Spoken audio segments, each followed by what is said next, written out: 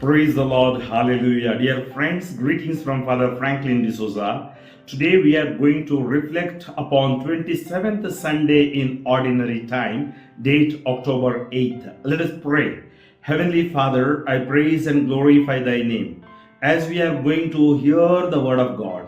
And let this Word of God bring healing to us. Inspire us with your Holy Spirit. Pour out your Spirit upon us so that we may understand the Word, we may live the Word, and we also may witness according to the Word. We ask this through Christ our Lord. Amen. So let us take Isaiah chapter 5 verses 1 to 7. Let me sing for my beloved my love song concerning his vineyard. My beloved had a vineyard on a very fertile hill. He dug it and cleared it of stones and planted it with choice vines. He built a watchtower in the midst of it and heaved out a vine what in it, and he looked for it to yield grapes, but it yielded wild grapes. And now, O inhabitants of Jerusalem and men of Judah, judge between me and my vineyard. What more was there to do for my vineyard that I have not done in it? When I looked for it to yield grapes, why did it yield wild grapes? And now I will tell you what I will do to my vineyard. I will remove its hedge, and it shall be devoured. I will break down its wall, and it shall be trampled down. I will make it a waste. It shall not be pruned or hoed, and briars and thorns shall grow up.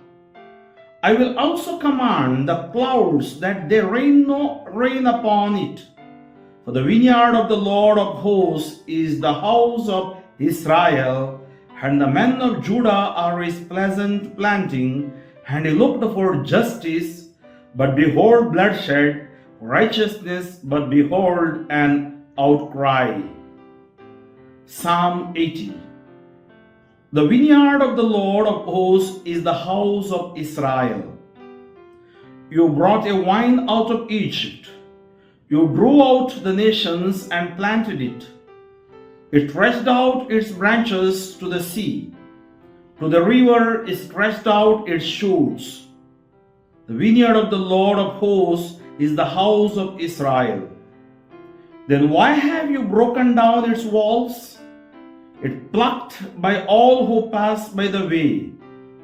It is ravished by the boar of the forest, devoured by the beasts of the field. The vineyard of the Lord of hosts is the house of Israel. God of hosts, turn again, we implore. Look down from heaven and see. Visit this vine and protect it. The vine your right hand has planted, the Son of Man you have claimed for yourself. The vineyard of the Lord of hosts is the house of Israel. And we shall never forsake you again. Give us life that we may call upon your name. O Lord God of hosts, bring us back, let your face shine forth, and we shall be saved. The vineyard of the Lord of hosts is the house of Israel. Reading from the St. Paul's letter to the Philippians, chapter 4, verses 6 to 9. Brethren, do not be anxious about anything, but in everything by prayer and supplication, with thanksgiving, let your requests be made known to God. And the peace of God, which surpasses all understanding, will guard your hearts and your minds in Christ Jesus. Finally, brothers, whatever is true, whatever is honorable, whatever is just, whatever is pure, whatever is lovely, whatever is commendable, if there is any excellence, if there is anything worthy of praise, think about these things. What you have learned and received and heard and seen in me, practice these things, and the God of peace will be with you. Acclamation, hallelujah, hallelujah.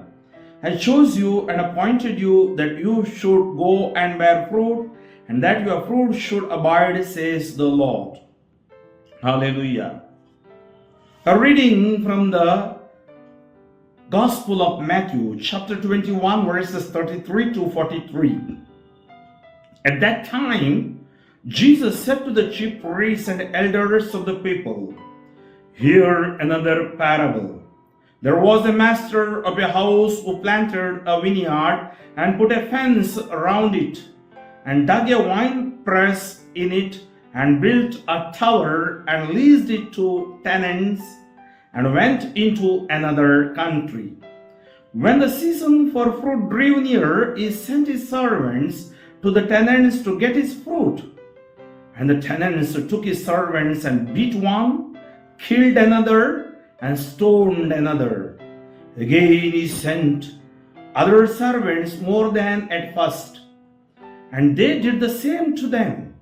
Finally he sent his son to them, saying, 'They will respect my son.' But when the tenants saw the son, they said to themselves, 'This is the heir. Come, let us kill him and have his inheritance.' And they took him and threw him out of the vineyard and killed him. When therefore the owner of the vineyard comes, what will he do to those tenants?" They said to him, "He will put those wretches to a miserable death and let out the vineyard to other tenants who will give him the fruits in their seasons." Jesus said to them, "Have you never read in the scriptures, the stone that the builders rejected has become the cornerstone? This was the Lord's doing, and it is marvelous in our eyes. Therefore, I tell you, the kingdom of God will be taken away from you and given to a people producing its fruits." Praise the Lord. Hallelujah. Dear friends, we have heard 3 readings today, and the message is very clear. We are here to bear the fruit. The question you should ask, am I a fruitless Christian, or am I a fruitful Christian who produces the fruits? To produce the fruits, our roots should be deeply rooted in Christ. When you are not deeply rooted in Christ, you are lost. And that is the message is very clear today for us. It is for us, you and me. How do we live our Christian life? Today people have lost the faith. I visit being a preacher, many churches, even India and abroad. I see sometimes the people, they don't observe the Sabbath day, that is Sunday. There is no prayer in their house, not even morning prayer, not even evening prayer. If I go, I take my kids and I celebrate Mass and pray with them. And everybody wants prayer. Unless and until you pray, nothing is going to happen. That's why I ask this question, whether I am bearing fruit, much fruit or no fruit. Sometimes I feel we have become like a fruitless people. Fruitless and rootless. And when we are like that, God will be ruthless. Surely, and that is what He is giving a warning to us. Every Sunday, God wants us for our good, so that we may attain eternal life, we may enter in His kingdom. There is no other kingdom for us, otherwise we will be in purgatory forever. Maybe we may experience even the hell if we go away from the commandments and the Lord. In the first reading, if you see, God speaks through Isaiah. He says, "I planted and I was expecting good fruit, and it gave me sour grapes." And then He says, "I will uproot them, I will remove them." This is the passage speaks about the Israelites, and that same thing we read in the Psalm. He brought them out of Egypt. He sent patriarchs, prophets, they rejected them. And they went again and again into the sinful nature. And through prophets, he reminded them and he brought them back. And that is what God is expressing himself through prophet Isaiah. And in the final word, if you see, I will make it as a waste. Now the question I should ask, whether my life is a waste? No, I have to bear fruit. And he says, it shall not be pruned or hoed, and briars and thorns shall grow up. I will also command the clouds that they rain no rain upon it. That means no blessing. For the vineyard of the Lord of hosts is the house of Israel. See, which is the vineyard he's speaking about? It's the house of Israel. Jesus is speaking about same house of Israel. And the men of Judah are the pleasant planting. Now here we are here, Christians. And he looked for justice. God looked for justice. But behold, bloodshed everywhere. For righteousness, but behold, of an outcry. Behold, an outcry. See what God expects when he doesn't get. When we lose ourselves, it's not the God. God reminds us to do justice, to walk according to his ways, not our ways. And in the second reading, St. Paul speaks about, do not be anxious about anything. Today we are a lot of people, many people are anxious about many things. And what is important for us? Prayer and supplication with thanksgiving. And we should do whatever is commendable, honorable, or whatever is good, that we have to do. And that pleases God, then the peace of God dwells in us. And in the Gospel, he gives a parable. For whom? Chief priests and elders of the people. He says this parable for them. Parables, they bring the real incident behind it. What is going to become? What is your thinking? And that's why he says there was a person, master. He had a vineyard, and he gave for the tenants that vineyard. And he went away, and when he came back, he wanted to get his share. He was not asking tenants' share. Maybe out of 100, 75% for the tenants and 25 which supposed to give. This is out of 1/10 we have to give to God. In everything. In our life, in our prayer, everything we should never forget God. And what did this tenant do? They killed, they murdered, and that's what first reading also tells. They did injustice. Then the master sends many more, the workers. They destroy them. That means they destroyed the prophets. They destroyed the men of God. Today we destroy not listening to the church. Church is a prophetic church. And then at the end he says, he sends his own son. He came down from heaven to save us. And when he went there, they said, this is the heir. Come, let us kill him and have his inheritance. We cannot inherit by killing somebody's son, the property. Here, that is the wretchedness human heart. We don't get shame to destroy anyone's name, anyone's fame, or write anonymous letters, speak ill about others, all those things. So, what did they do? And they took him and threw him out of the vineyard and killed him. That means these chief priests, these Pharisees, these elders, these Sadducees are going to kill Jesus. They are going to crucify him. And then they said to him, killed him. When therefore the owner of the vineyard is God comes,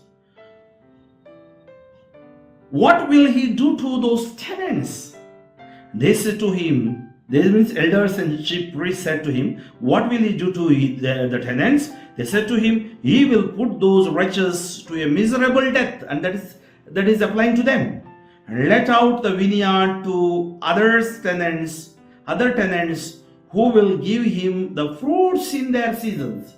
That's why when Israelites, Jewish people rejected the gospel Jesus, Gentiles, and we are lucky. We received. This is what St. Paul speaks in the book of Romans. You can read that. And we should not be proud of whatever we have, because we have to thank God for the grace of God. Then Jesus said to them, he brings out the meaning now.